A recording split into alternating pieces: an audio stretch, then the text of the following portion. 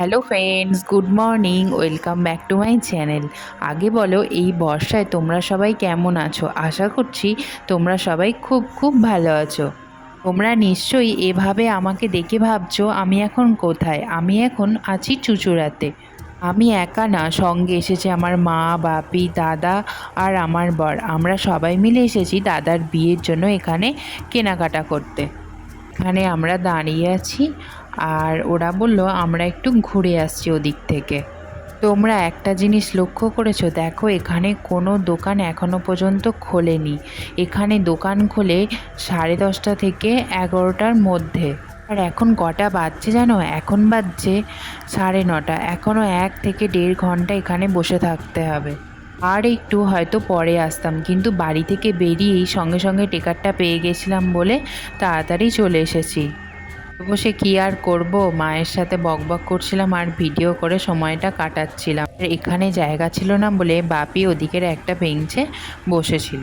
বসে থাকতে থাকতে আমরা একটা দোকান খোলা পেলাম, কিন্তু যে দোকানটা আমরা প্রথমে ঢুকবো ভেবেছিলাম, কিন্তু সেই দোকানটা এখনও পর্যন্ত খোলেনি।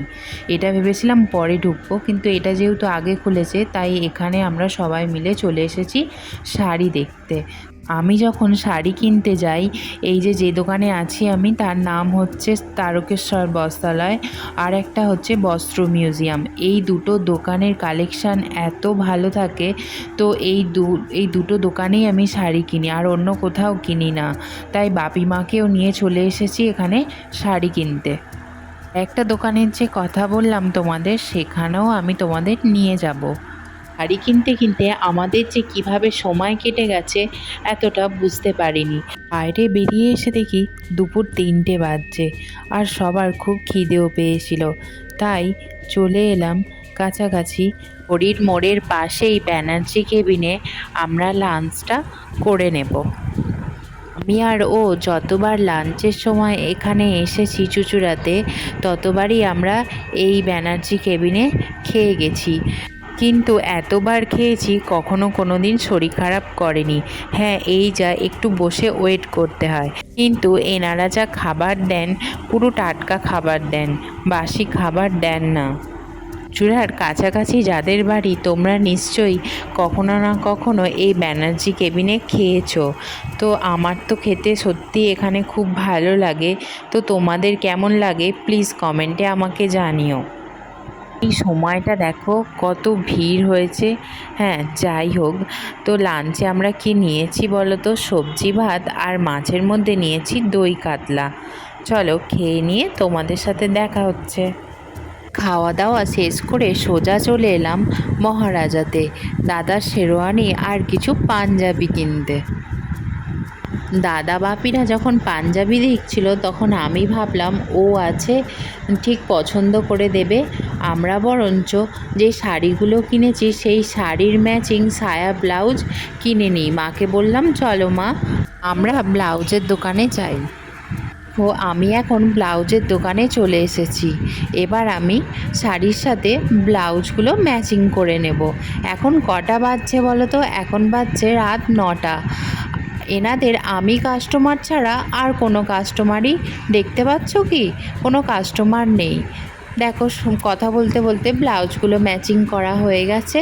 তো এখন আমরা বসে আছি, এখন ওয়েট করছি তো দাদাদের জন্য। দাদারা পাঞ্জাবি কিনে লাগেজের দোকানে ছিল। বলল লাগেজ কেনা হয়ে গেছে, তোমরা দাঁড়াও আমরা আসছি। বলতে না বলতে দেখো ও চলে এসেছে। তো দাদা বাপিরাও এবার চলে আসবে। আমাদের বলেছিলাম আর একটা শাড়ির দোকানে নিয়ে যাব, কিন্তু একটা দোকান থেকেই সব রকমের কালেকশান পেয়ে গেছিলাম বলে ওই জন্য ওখান থেকেই সব কিছু নিয়ে নেওয়া হয়ে গেছে। তবুও তোমাদের আমি নিয়ে যাব বলেছিলাম, কিন্তু এতটা লেট হয়ে গেছে, তো আজকে আর তোমাদের আমি নিয়ে যেতে পারলাম না। তো আমি তো এখান থেকে প্রায় শাড়ি কিনি। এবার যখন শাড়ি কিনতে আসবো, ওই দোকানটা তোমাদের সাথে শেয়ার করব, তোমরা দেখো কিন্তু। এখন বাজছে 10টা। তো এরপর আমরা আর গাড়ি পাবো না বাড়ি যাওয়ার জন্য। এখানেই কেনাকাটাটা শেষ করে দিয়ে এবার বাড়ি চলে যেতে হবে। তো ওখানে মা বাপির কাছে বাবানকে রেখে এসেছি। ফোন করেছিলাম, শুনলাম খুব কান্নাকাটি করছে, আমাদেরকে অনেকক্ষণ দেখতে পায়নি তার জন্য। আর এবার এখানেও পরপর সব দোকান বন্ধ হয়ে এসেছে। তো এবার আমরা বাড়ি চলে যাব। দেখো দাদা বাপি চলে এসেছে। এদিন আমাদের বাড়ি ফিরতে ফিরতে অনেকটা রাত হয়ে গেছে, আর গিয়ে আমার ভিডিও করা হয়নি। এটা হচ্ছে তার পরের দিনের ভিডিও। সেদিন সকালে আমার মা বাপি বাড়ি যাওয়ার পর আমি আর দাদা আর বাবান মিলে সোজা চলে এসেছি ময়ূরপঙ্খী ঘাটে। ময়ূরপঙ্খী ঘাটটা দেখো কি সুন্দর, তাই না? ওদিকে বসার জায়গা আছে, আর সেদিনে ওয়েদারটাও খুব ভালো ছিল। আর এই দিকেও দেখো বসার জায়গা আছে, দুদিকে বসার জায়গার মাঝখান দিয়ে ঘাটে নামার, খুব ভালো জায়গাটা। এই ঘাটটা পরিষ্কার থাকে বলে সমস্ত লোকজন এই ঘাটেই বেশি স্নান করতে আসে। তাই আমি দাদাকেও এই ঘাটে নিয়ে চলে এলাম। এখানে দেখো ঘাটে এই ভাইটার সাথে বাবান কি করছে দেখো। বাবান ওই ভাইটাকে বিস্কুট দিচ্ছে আর বলছে, নে বকুস খাবি। বাবান বিস্কুটকে বকুস বলে। ওই ভাইটা জলে পয়সা কোড়াচ্ছিল, আমাদেরকে দেখে উঠে এসেছিল, আমাকে বলল কে স্নান করবে। আমি বললাম আমার দাদা। বলছে ওই কাকাটা? যে হ্যাঁ। যা ওর সাথে যা, দেখবি ভয় লাগবে না। তখন পুরো ভরা জোয়ার ছিল, জলটাও খুব পরিষ্কার ছিল। আর দাদাকে বিয়ের আগে গঙ্গা স্নান করতেই হতো। আমি বললাম এখানে যখন এসেছিস আমাদের এখানে, তাহলে গঙ্গা স্নানটা করেই যা। কালকেই করার কথা ছিল, কিন্তু কালকে আর সময় হয়ে ওঠেনি। ওই জন্য আজকে ভেবেছি গঙ্গা স্নানটা সেরে নিয়ে তারপর বাকি সব কেনাকাটাগুলো করব। আর আমি দাদাকে হাত বাড়িয়ে দেখাচ্ছিলাম যে দেখ ওই ভাইটার কাছে যা, ওখানে গিয়ে ডুব দে। আর এখানে বাবানকে দেখো, মামাকে দেখে জলে নামার জন্য কি ছটপট ছটপট করছে। আমি তোকে আটকে রাখতে পারছি না, আমার হাত ধরে শুধু টানাটানি করছে যে চলো আমায় জলে নিয়ে চলো, চান করব কি জল ঘাঁটবো, যাই হোক।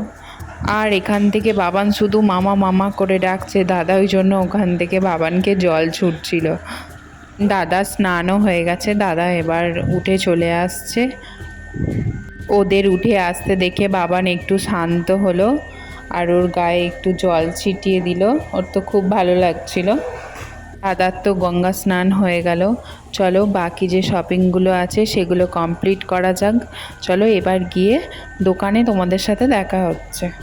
দেখতেই পাচ্ছ আমরা এখন দোকানে চলে এসেছি।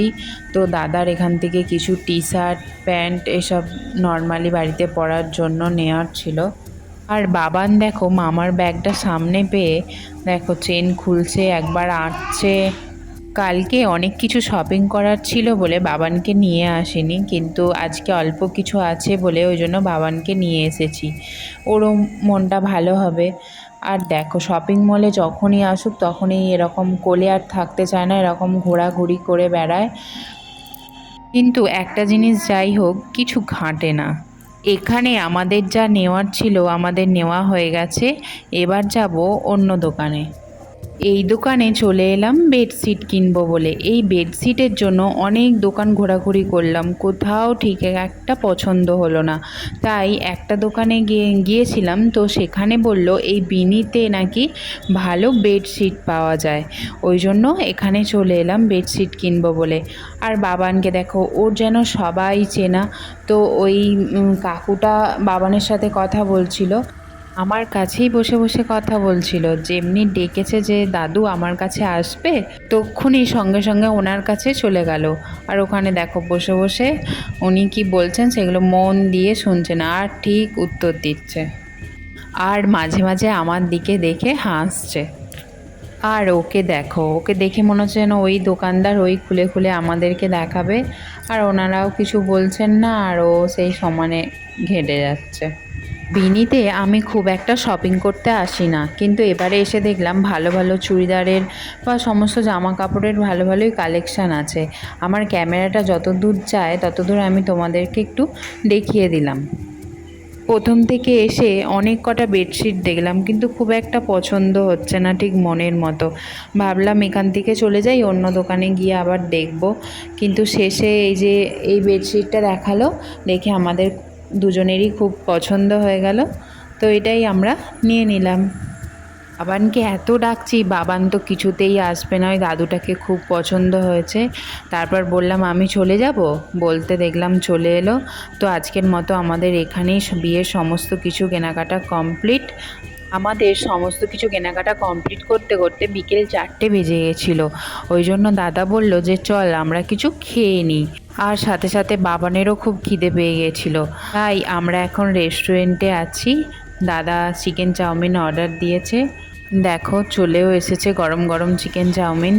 তো এবার আমরা খেয়ে নেব। আর বাবান দেখো শুধু চিকেনগুলো বেছে বেছে খাচ্ছে, ওর তো খুব ভালো লাগছে, তার সাথে চাউমিনও খাচ্ছে। বাবানের তো খুব মজা হচ্ছে, বাবান এই ফার্স্ট রেস্টুরেন্টে এসে এইভাবে খাচ্ছে। চলো খেয়ে নিয়ে বাড়ি যাবার পথে তোমাদের সাথে দেখা হচ্ছে। এখন আমরা আছি টোটোতে, বাড়ির কাছাকাছি প্রায় চলেই এসেছি। আজকে সারাদিনে ওয়েদারটা খুব সুন্দর ছিল, হালকা বৃষ্টি হচ্ছে আর পুরো ঠান্ডা ঠান্ডা ওয়েদার। আজকে খুব মজাও করেছি। দাদা আজকে থাকবে না বলছে, 6টায় বাস আছে, বলছে আমি এক্ষুনি গিয়ে বেরিয়ে যাব ব্যাগ নিয়ে, কারণ আর থাকলেও চলবে না, বিয়ের দিন এগিয়ে এসেছে। চলো বন্ধুরা, আমার ভিডিওটা আজকের মতো এই পর্যন্তই রাখলাম। তোমাদের যদি ভিডিওটা ভালো লেগে থাকে প্লিজ লাইক কমেন্ট শেয়ার ও সাবস্ক্রাইব করে চ্যানেলটির পাশে থেকো। আবারও তোমাদের সাথে নেক্সট ব্লগে দেখা হচ্ছে। চলো টাটা, বাই। সবাই ভালো থাকবেন, সুস্থ থাকবেন।